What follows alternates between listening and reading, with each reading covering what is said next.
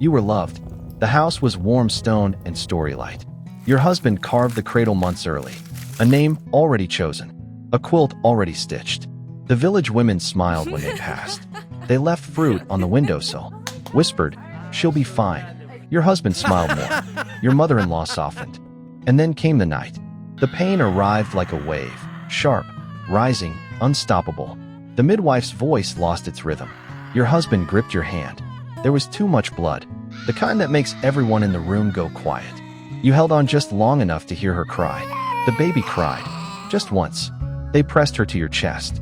Your arms didn't move. You slipped beneath the warmth. Into stillness. They covered you in linen. They buried you on the hill behind the house. Under soft grass. Beside the apple tree. They carved your name into the stone. Then gave it to her. The cradle stayed full. The bed stayed cold. And you? You stayed. Because some mothers don't get to say goodbye. And some never leave. You're the wind. You are the chill in the floorboards. The breath that flickers the flame. The pressure in the air when no one is looking. You never meant to haunt the house. You just never figured out how to leave it. You watched your daughter grow. Learned to sit, then stand. She fell often. Cried rarely. She'd look toward the empty chair. The dark corner. The hill through the window. And giggle. You hummed when she had fever. Tugged at the curtains when her skin turned pale. Knocked once on the wall when the fire got too low. She didn't know your name, but she felt it. The others began to whisper. Said the child had an imaginary friend. That her laughter came from nowhere. That she talked to shadows and listened like they answered. They called it strange. You called it motherhood. You were still here. Still trying. Not to haunt. To care. You're just a mother, trying to finish what death interrupted. She grows up in your room. Plays beneath your window. Sleeps in the same corner as you did. She doesn't know. Not really. But she feels something. A warmth when she shivers. A hum when no one sings. A silence that listens back. She talks to the shadows. Whispers stories to empty corners. Leaves wild daisies on the windowsill, never knowing why. But you do. They were your favorite. She braids flower crowns and sets them on the grass above the hill. She calls the breeze mama. The first time you hear it, something ancient inside you stirs, like a name remembered after lifetimes of forgetting. She hums lullabies half-formed, off-key, familiar, melodies you sang once, in another voice, another life. They say she's sensitive, dreamy, that she plays pretend too well. But you know better. You feel it deep.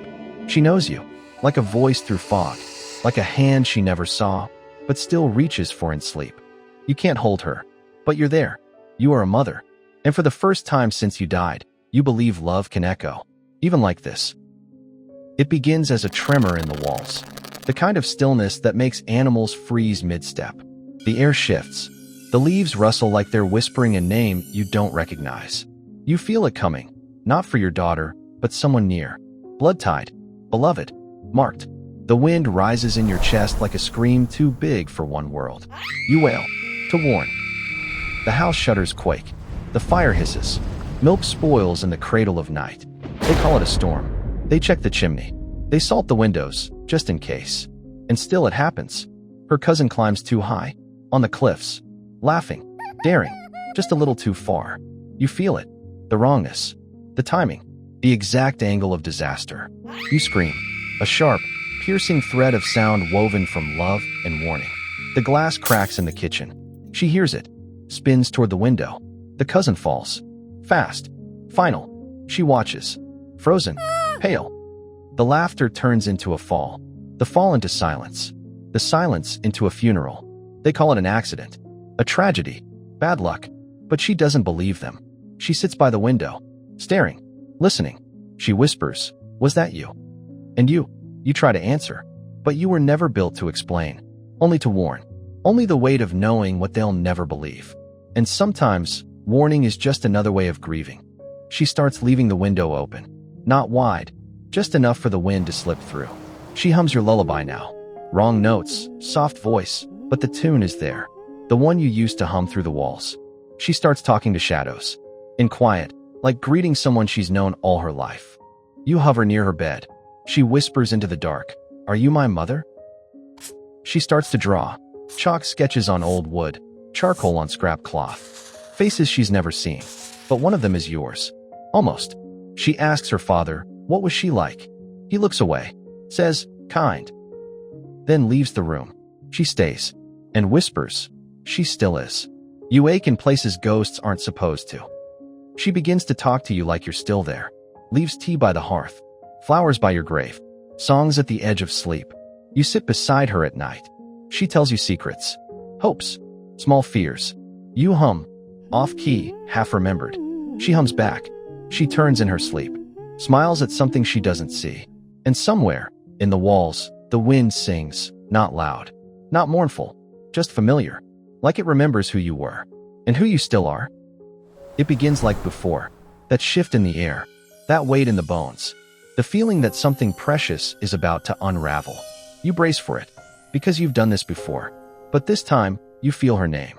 You move through the house like wind chasing a flame. The neighbors, the animals, the old man in the field. You float past them all. You search the house, every room, every shadow. Your husband, older now, strong. Your daughter, soft, small, still dreams out loud. She is the most breakable thing in this house, and the air won't tell you otherwise. You try. You swirl warmth around her shoulders as she sleeps. You hum the lullaby she used to gurgle through her baby teeth. You fog the mirror, tap the window pane. You make the candle flicker just enough for her to frown, for her to notice. She does. She pauses, breath caught, eyes wide, says nothing, but lights a second candle before bed. You crowd the air with warning. The house grows tight around her, like it's bracing for something. The floor creaks in rhythm with your pulse. She starts to pray, softly, uncertainly. You wish she'd pray louder. You can't grab her, can't scream in words. You have no mouth for that anymore. So you do what you still can. You hum. You touch the silence until it hurts. You linger over her shoulder. Count her breaths like they might be her last. Hope they aren't. And when she shifts in her sleep, curls tighter, exhales too slowly, you almost whisper her name. But that's not how this works. You're a banshee. You don't protect. You warn. And even then, only if someone's willing to listen. She was always the best listener. And still it's not enough. You don't know what's coming. Only that it's cruel. Only that it's close. And only that you are still here, just not enough to stop it. One evening, she sits in your old chair, the threadbare one by the window, the one that still smells like you. She laughs at something long gone, then pauses, eyes wide, not with fear, but recognition. A tilt of the head, like listening. Then, stillness.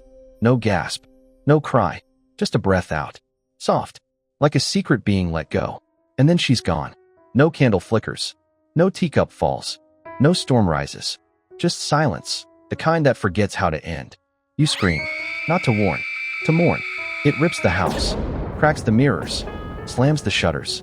The wind howls your name down the chimney like it finally remembered how. But no one hears, because the only person who ever did is gone. They carry her up the hill, lay her beside you. Same name, same stone. The village calls it peaceful, gentle. She went softly, they say.